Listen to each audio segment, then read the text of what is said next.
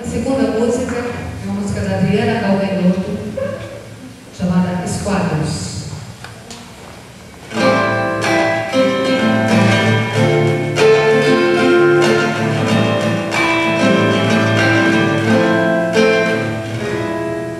Eu ando pelo mundo, prestando atenção em cores que eu não sei o nome. Cores de Almodóvar, cores de Frida Kahlo, cores.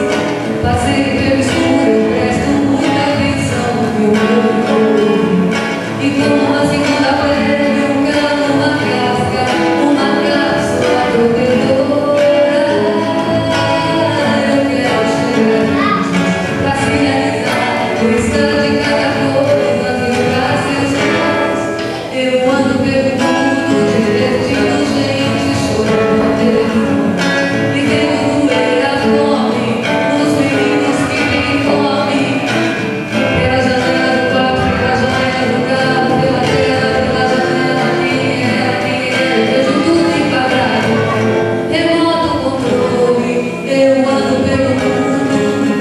Os automóveis correm para mim, as crianças correm para onde? Transito entre dois lados de um lado. Eu gosto, expondo meu modo, me mostro. Eu canto para aqui, pela janela do quarto, pela janela do carro, pela tela, pela janela, quem é, eu vejo tudo enquadrado. Remoto controle, eu ando pelo mundo.